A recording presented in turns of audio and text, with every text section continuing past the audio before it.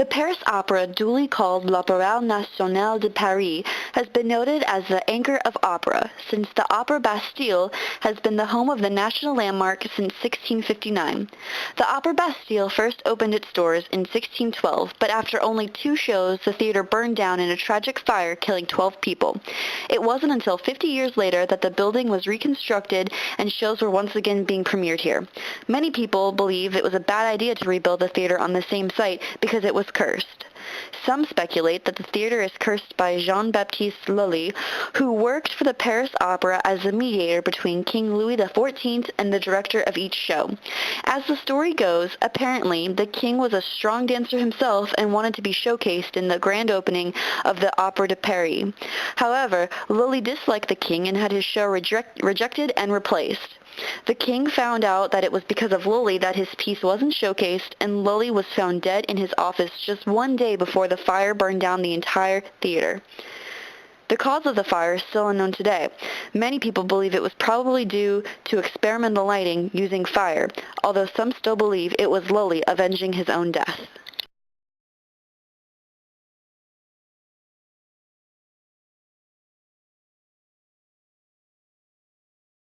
After a fire that burned down the Royal Ducal Theatre in Milan in 1776, Austrian Empress Maria Theresa commissioned the construction of a new royal theatre. The new theatre, the Teatro Iascaya, named after the church of Santa Maria Iascaya, was designed by the Italian architect Giuseppe Piermarini, who would become well known for his design of the theatre. Among others, famous Italian works performed at the theatre included Gioacchino Rossini's The Barber of Seville and Giuseppe Verdi's Othello. The theater has also held performances of works composed by non-Italian composers such as Igor Stravinsky, Claude Debussy, Richard Strauss, and Mozart. Historically well known in Italy and the rest of Europe for its ballets, operas, and concerts, the Teatro Iascaya remains famous today.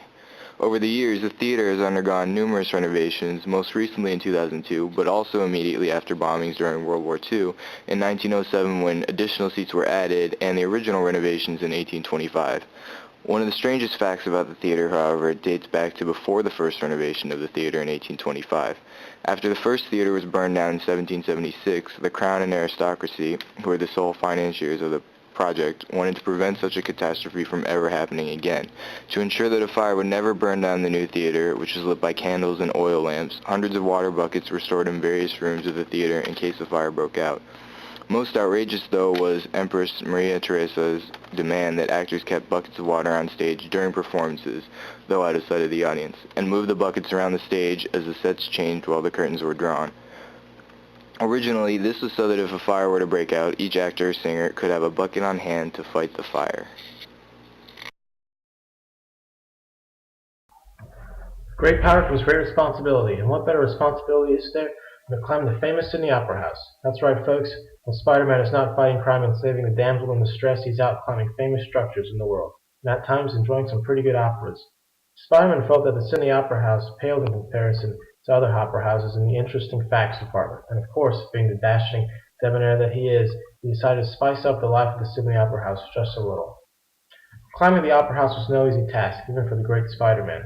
Built in 1973 by the great architect Jorn Olsen, the building has a distinct impressionistic design. The concrete frame and ribbing makes the slope extra slippery, but Spidey was able to go from the base all the way up to the top of the arc with great success. He used only his hands and feet, while being Spidey sticky, and forewent the use of his webs. From the base he climbed straight up, jumping from ledge to ledge as needed. The Opera House is only 213 feet tall, and is relatively small in relation to his other climbing exploits. Spider-Man's other exploits include climbing the Eiffel Tower, the Empire State Building, the Sears Tower, and the Petronas Tower. Climbing performances are not completely legal and has gotten Spider-Man in considerable trouble with the law.